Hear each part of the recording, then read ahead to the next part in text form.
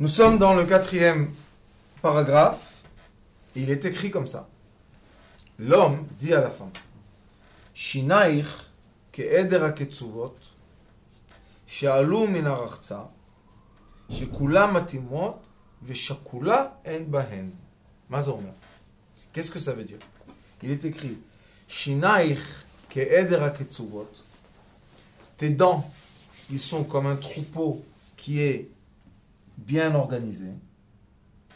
She'alu min ha'rachza, qui sont venus après se nettoyer, rachza c'est nettoyer, shekulam atimot, et tous sont égalisés, veshakula en bahem, et qui n'en manque aucune dent. On voit que le roi Salomon a choisi de donner une importance aux dents. Maintenant on se pose la question, quelle importance il y a dans les dents? Il écrit, le roi Salomon, dans un autre endroit, que le sourire vaut plus que 1000 paroles. Quand on sourit à quelqu'un et on lui montre les dents blanches, c'est plus que 1000 paroles, surtout dans le couple. Au lieu de parler, expliquer et convaincre, non, un bon sourire. Maintenant, les dents aussi, nous avons 32 dents dans la bouche. Lèvres. Ça veut dire que les dents s'arrange, ont une structure qui dépend du cœur. Écoutez bien ce que je vous dis parce que c'est très très profond. Et vous savez comment les dents se mettent en place dans la bouche?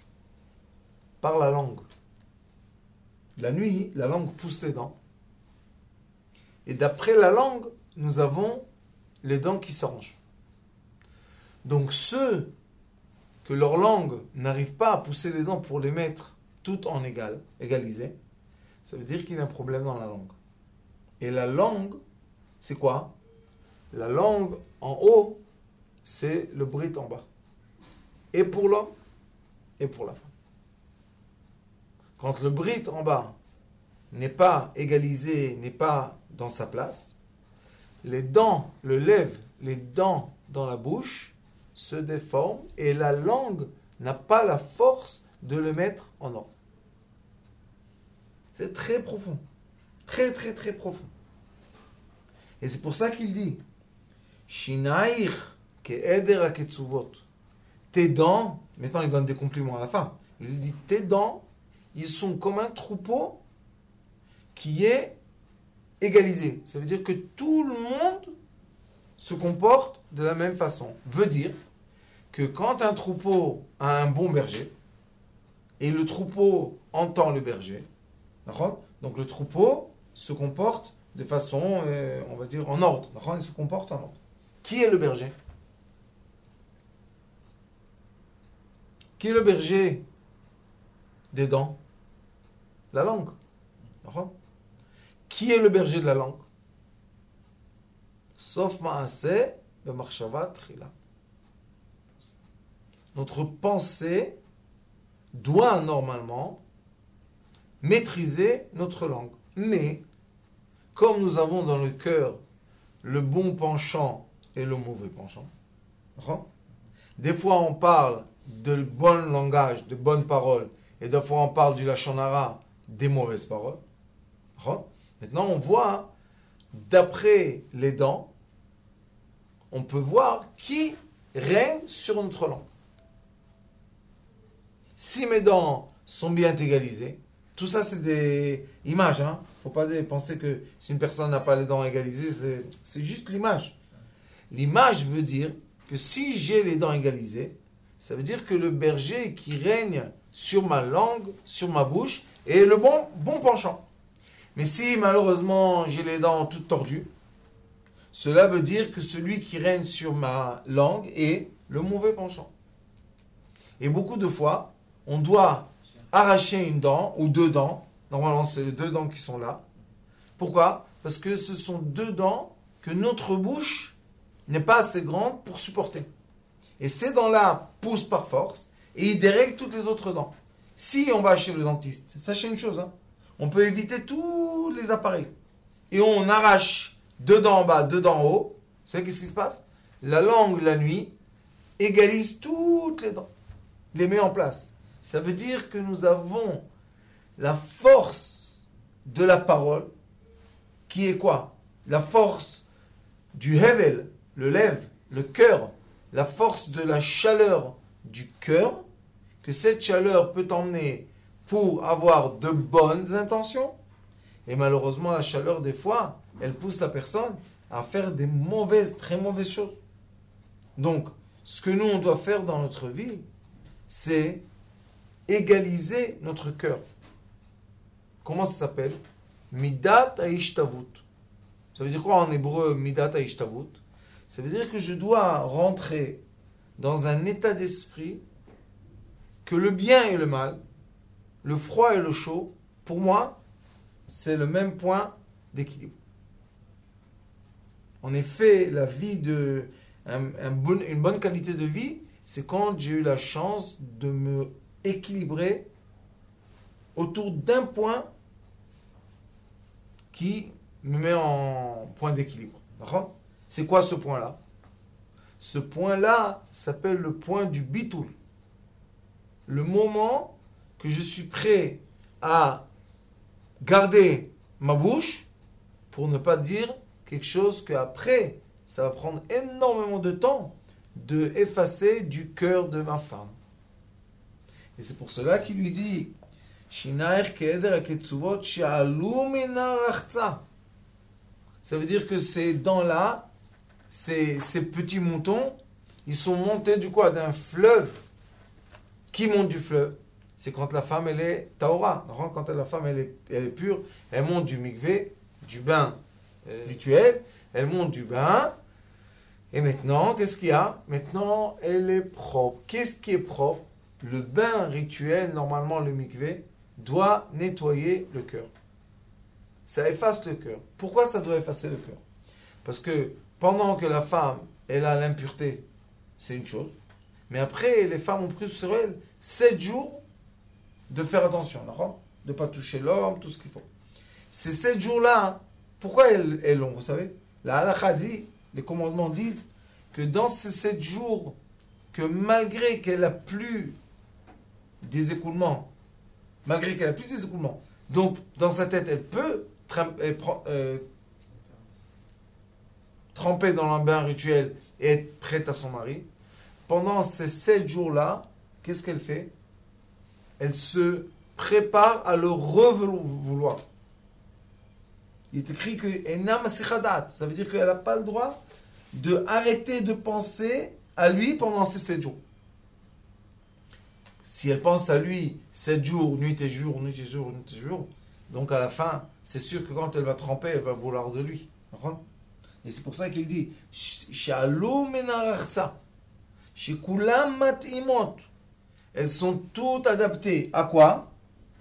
Veshakula en baem. Le plus important, c'est shakula, c'est quand quelqu'un, il est malheureusement dans le deuil. Et quand on a une dent qui est partie, ça veut dire qu'on manque de l'entier du cœur, de lève netivot, lève. Et quand on dit Veshakula en baem, ça veut dire que la femme n'a aucun deuil. Elle n'a aucune tristesse. Quelle tristesse? Ce qu'elle a accumulé de son mari avant qu'elle rentre dans les jours interdits. Ou même des fois, pendant les jours interdits. Si elle se sent malheureusement maltraitée, ou si elle se sent malheureusement insultée, ou un comportement qui n'est pas adapté à elle, et elle se vexe. Quand elle s'est vexée, ça s'appelle shakula. Alors on dit ve shakula en baem. Ça veut dire que le cœur est pur. Si le cœur est pur, Baruch Hashem, l'acte intime est parfait.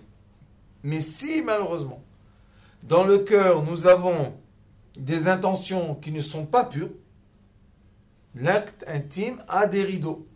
Il y a des voiles entre l'homme et la femme. Maintenant, ces voiles-là, ça ne se voit pas. Les dents, elles sont cachées derrière la bouche. On ne peut pas voir. Mais ces voiles-là, quand même, dérangent. Exemple, si une femme connaît quelqu'un et ils veulent s'embrasser sur la bouche, et elle pense qu'elle a une dent de travers ou je ne sais pas quoi, qu'est-ce qu'elle va faire? Elle va être gênée. Quand elle va être gênée, qu'est-ce qu'elle va créer? Elle va créer des voiles entre lui et elle. Mais ces voiles-là, c'est la douleur la plus forte que l'homme a. Pourquoi? Parce qu'il ressent que sa femme n'est pas entière avec lui. Et pourquoi elle n'est pas entière avec lui? Parce qu'elle pense qu'elle a une déformation des dents. Non. Moi, je t'aime comme tu es. Mais mes dents sont... Non. Pourquoi dans les générations d'avant, quand on ne pouvait pas arranger les dents comme aujourd'hui, tout le monde veut arranger les dents qui soient tous droites, qu'est-ce qu'il y avait?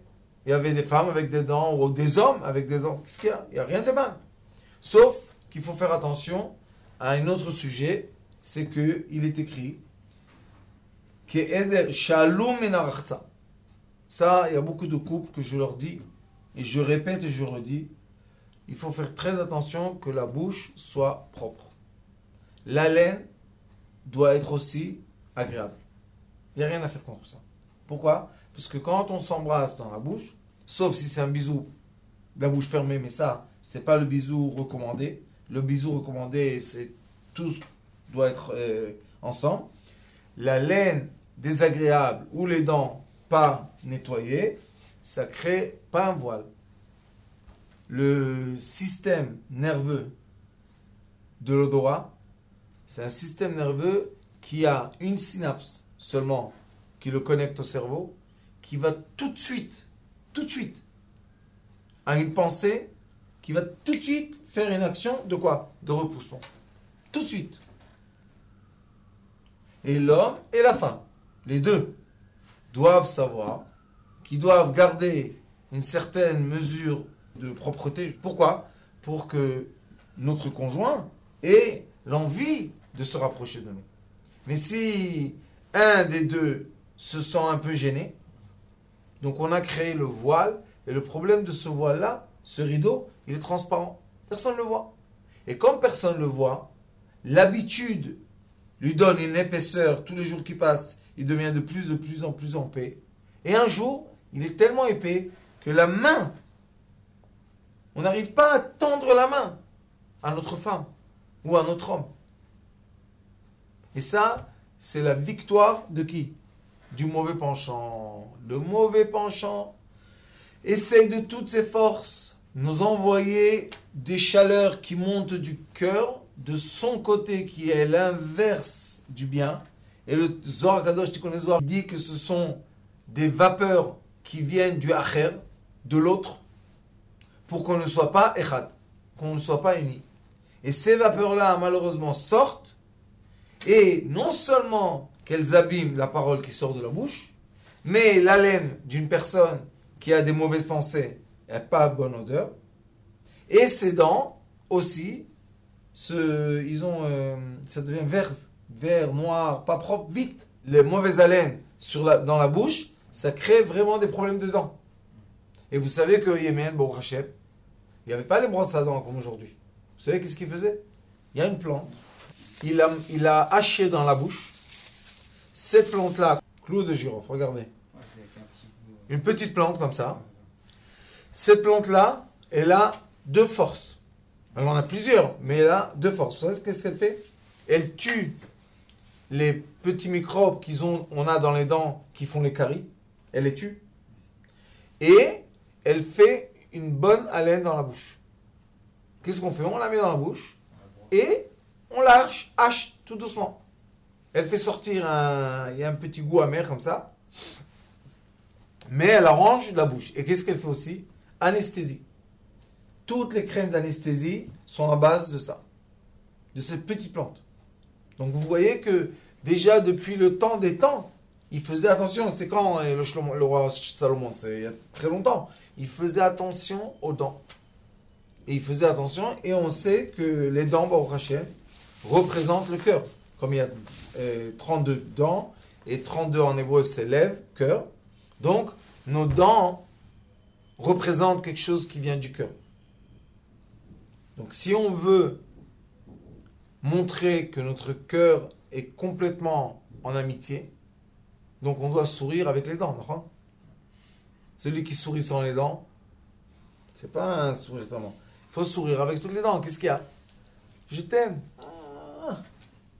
Et quand la personne a ouvert ses lèvres pour montrer ses dents, la personne en face, l'homme ou la femme, reçoivent le message direct de l'amitié franche. On est franc. Mais quand il y a beaucoup de gens, ils sourient comme ça. Pourquoi tu caches ta bouche? Non, j'ai honte. Je suis ton mari. Avec qui tu vas... Et malheureusement, trop de honte dans la maison avec le mari, ça crée des disputes. Pourquoi? Parce que le mari dit, je me suis marié, non? Donc, pourquoi t'es pas permis? Pourquoi maintenant t'es interdit? C'est pas qu'elle est interdite. Elle s'interdit. Pourquoi elle s'interdit? Parce que maintenant, c'est le moment de payer les bilans de tout ce que j'ai fait avant. Mais les gens oublient que quand on rentre dans un couple, dans une intimité, on devient une âme. L'âme, neshama. Quand on devient la neshama, neshama, c'est aussi Mishnah. Et c'est aussi l'être, maintenant j'ai vu il n'y a pas longtemps, neshama, shmona. Shmona, 8, en hébreu, ça s'appelle, c'est avec exactement les lettres de neshama. Des lettres de quoi? De l'âme. Donc on voit, et le 8, on sait que c'est au-delà de la nature. Donc on peut se connecter au-delà de la nature avec l'âme. Pour se connecter à l'âme, qui est connectée aux 32 cheminements de sagesse, qui sont 32 dents, qui sont 32 vertèbres dans le dos. Tout est 32. Et nous avons 32 articulations dans les mains. Tout le chiffre de 32 se répète. Et c'est comme ça qu'on est connecté à tout. Mais quand, malheureusement, on se déconnecte du chiffre 32, donc on s'est déconnecté du cœur, c'est pas seulement ton cœur qui s'est déconnecté. Tout ce qui est 32 maintenant va se dérégler. Et comme on a la chance d'étudier le livre Sefer Yetzira, qui est le livre du premier homme et d'Abraham Avinu, dans le livre de Sefer Yetzira, il explique que le 32, c'est toute l'existence est connectée l'une à l'autre. L'emboîtement, c'est lèvres, cœur. Pourquoi? Il y a 22 lettres et il y a 10 voyelles. Donc 22 et 10, 32. Et les 22 lettres et les 10 voyelles s'expriment dans la bouche. D'accord? Par la bouche. Comment on parle? On parle avec la bouche. Donc, en parlant avec la bouche, je me connecte aux 32 cheminements de sagesse qui sont connectés aux 32 dents de ma bouche. Et c'est pour ça qu'il dit ici, chez Kulan, chez Alumenarachza, chez Kulam Matimot, tout est en égalité, Veshakula en baem. Il n'y a pas de deuil dans notre dent. Dans notre bouche, il n'y a pas de deuil. C'est quoi le deuil? La séparation. C'est quoi la joie? L'union.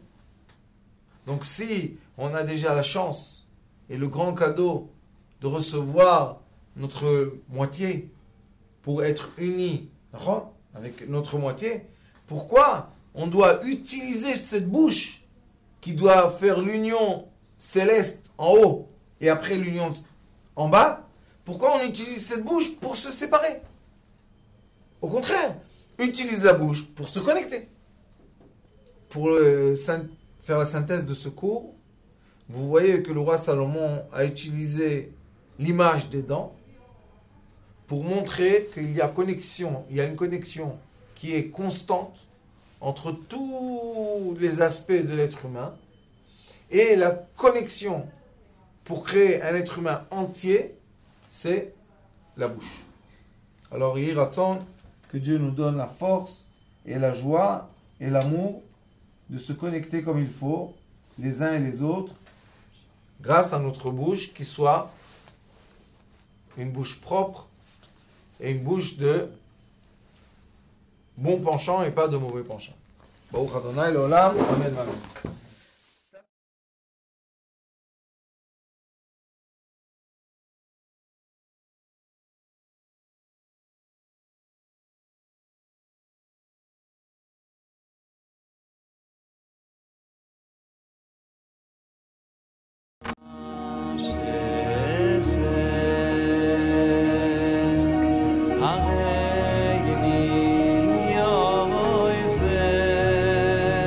הוא היה אומר לי, בבית שלי יש מלאכים, לא רוצה לצאת מהבית.